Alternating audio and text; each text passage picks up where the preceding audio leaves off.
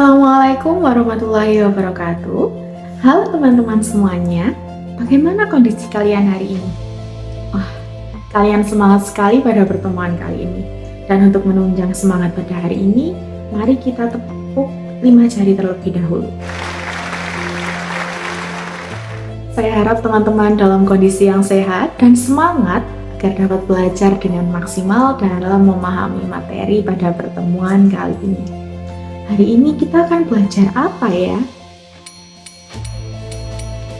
Tepat sekali. Kali ini kita akan belajar mengenai teks biografi. Siapkan alat tulis kalian, duduk tenang dengan posisi yang baik. Mari kita simak mengenai apa itu teks biografi. Teks biografi adalah jenis teks yang memberikan gambaran rinci yang sistematis tentang kehidupan seseorang. Tujuan utama dari teks biografi adalah untuk menggambarkan mengenai perjalanan hidup, pengalaman, pencapaian, serta karakteristik individu yang menjadi subjek biografi. Teks ini dapat membahas berbagai aspek kehidupan, termasuk latar belakang keluarga, pendidikan, karir, peristiwa penting, dan pengaruh yang dimiliki oleh tokoh tersebut. Berikut adalah beberapa ciri khas dari teks biografi. Yang pertama, rincian kehidupan individu. Teks biografi menyajikan rincian tentang kehidupan subjeknya, baik dalam aspek pribadi maupun profesional. Ini mencakup informasi seperti tempat dan tanggal lahir, latar belakang keluarga, pendidikan, pekerjaan, dan peran-peran penting dalam kehidupan mereka. Kemudian yang kedua, waktu kronologis. Teks biografi sering diorganisir secara kronologi, mengikuti urutan waktu peristiwa-peristiwa penting dalam kehidupan tokoh tersebut. Hal ini membantu pembaca untuk memahami perkembangan dan transformasi individu tersebut sepanjang hidupnya. Yang ketiga, tujuan dan pengaruh. Biografi seringkali mencoba menggali tujuan hidup dan pengaruh yang membentuk karakter dari subjek tersebut. Ini dapat termasuk nilai-nilai keyakinan atau kejadian tertentu yang memberikan wawasan tentang siapa dan apa yang memotivasi individu tersebut. Yang keempat adalah gaya bahasa naratif.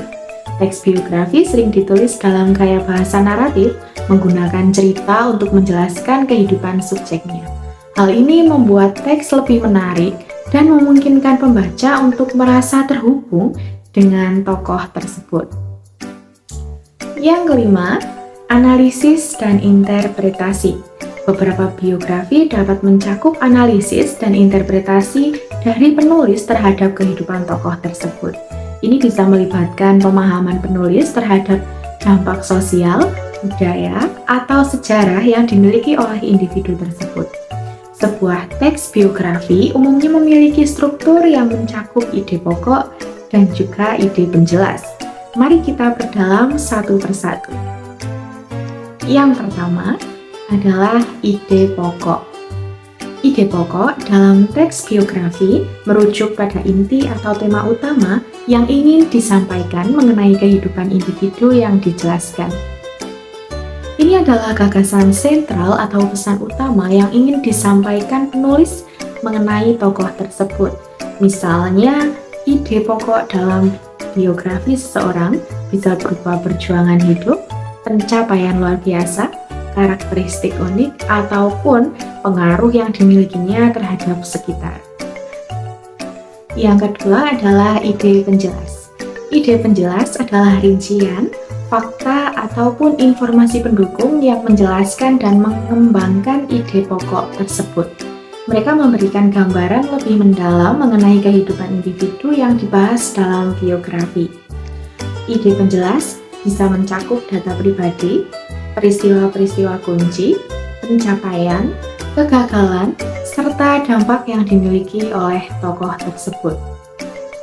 Penulis menggunakan ide penjelas untuk menguatkan dan memberikan data kepada pembaca sehingga mereka dapat memahami lebih baik tentang kehidupan tokoh dalam teks biografi tersebut.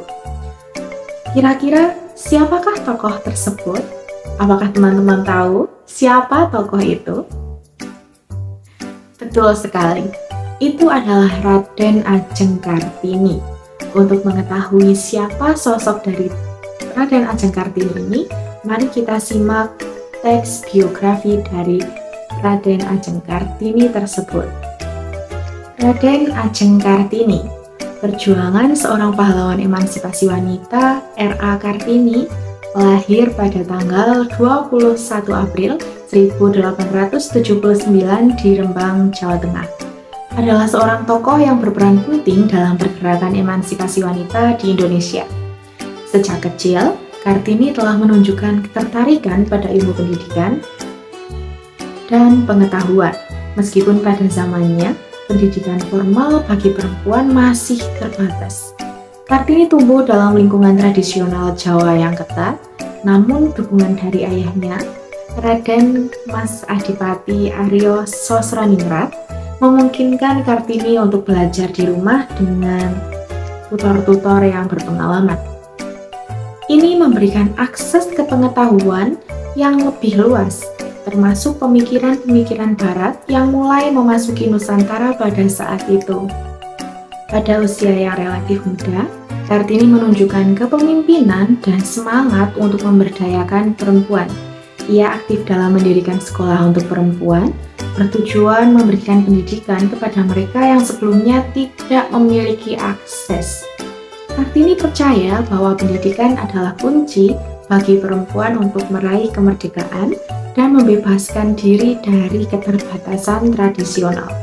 Selain itu, melalui surat-surat yang ditulisnya, yang kemudian dikenal sebagai Habis Gelap Terbitlah Terang, Kartini menyampaikan pemikirannya tentang peran perempuan dalam masyarakat, hak-hak mereka, dan pentingnya memberikan kesempatan yang setara dalam pendidikan. Namun, perjalanan Kartini terhenti saat ia menikah pada usia muda sesuai dengan tradisi zaman itu. Meski begitu, pengaruh pemikirannya tetap hidup dan gerakan emansipasi wanita terus berkembang setelah kematiannya pada tahun 1904. Hari lahirnya 21 April kemudian dijadikan sebagai Hari Kartini yang diperingati sebagai hari peringatan bagi perjuangan emansipasi wanita di Indonesia. R.A. Kartini dengan semangatnya yang menginspirasi telah meninggalkan warisan berharga dalam sejarah perjuangan wanita di Indonesia.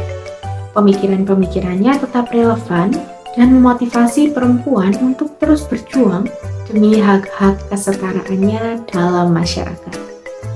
Berikut adalah ide pokok dan ide penjelas pada teks biografi yang tadi. Ide pokok yang pertama adalah kehidupan awal dan pendidikan Kartini. Ide ini mencakup latar belakang Kartini yang lahir di Rembang dan fokus pada ketertarikannya pada ilmu pengetahuan dan pendidikan sejak kecil. Menyoroti dukungan ayahnya yang memungkinkan Kartini belajar di rumah dengan tutor yang berpengalaman. Kemudian yang kedua adalah perjuangan Kartini dalam pendidikan perempuan, menggambarkan peran penting Kartini dalam mendidik sekolah untuk perempuan dan meyakinkan bahwa pendidikan adalah kunci kemerdekaan bagi perempuan. Menunjukkan semangat Kartini untuk memberdayakan perempuan melalui akses pendidikan. Poin yang ketiga adalah surat-surat Habis Gelap Terbitlah Terang, menyoroti karya tulis Kartini, terutama surat-surat yang dikenal sebagai Habis Gelap Terbitlah Terang. Ide ini membahas mengenai pemikiran Kartini tentang peran perempuan, hak-hak mereka, dan urgensi kesetaraan dalam pendidikan. Kemudian poin yang keempat adalah peran tradisional dan pernikahan Kartini, menyampaikan bahwa perjalanan Kartini terhenti saat menikah sesuai tradisi pada zaman tersebut. Menyoroti bahwa meski demikian, pengaruh pemikirannya tetap hidup dan motivasi gerakan emansipasi wanita setelah kematiannya. Kemudian poin yang kelima adalah warisan Kartini dan Hari Kartini. Ide ini menunjukkan bahwa pemikiran Kartini memiliki dampak jangka panjang dan gerakan emansipasi wanita terus berkembang setelah kematiannya. menyoroti peringatan Hari Kartini sebagai upaya menghormati dan memperingati perjuangan Kartini. Itu adalah ide pokok dari teks biografi tersebut. Kemudian kita akan masuk ke dalam ide penjelas dari teks biografi tersebut. Poin yang pertama adalah rincian pendidikan Kartini. Memberikan informasi rincian tentang bagaimana Kartini dapat belajar di rumah dengan dukungan ayahnya. Kemudian menjelaskan bahwa akses ke tutor berpengalaman memberikan Kartini akses juga ke pengetahuan yang lebih luas. Kemudian poin yang kedua, kontribusi Kartini dalam pendidikan perempuan.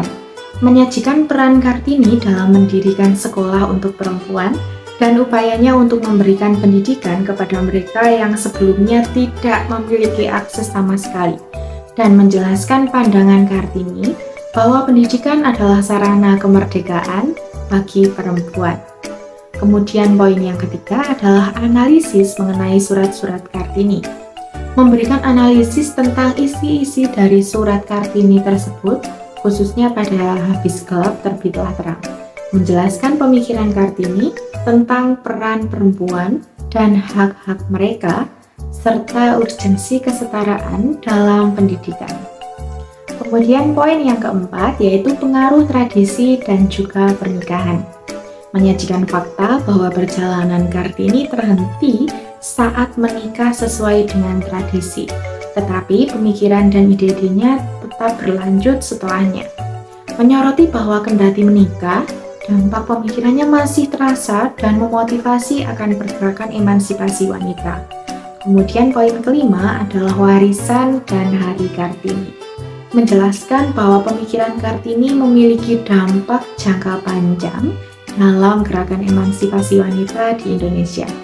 Menyoroti peringatan Hari Kartini sebagai bentuk penghargaan dan peringatan atas perjuangannya. Jadi teman-teman, itu adalah paparan materi mengenai teks biografi berupa ide pokok dan juga ide penjelas. Apakah kalian sudah paham? Wah, hebat, kalian sangat hebat. Sudah bisa memahami mengenai apa itu teks biografi dengan baik. Dan saya ucapkan terima kasih kepada kalian yang sudah menyimak dengan baik.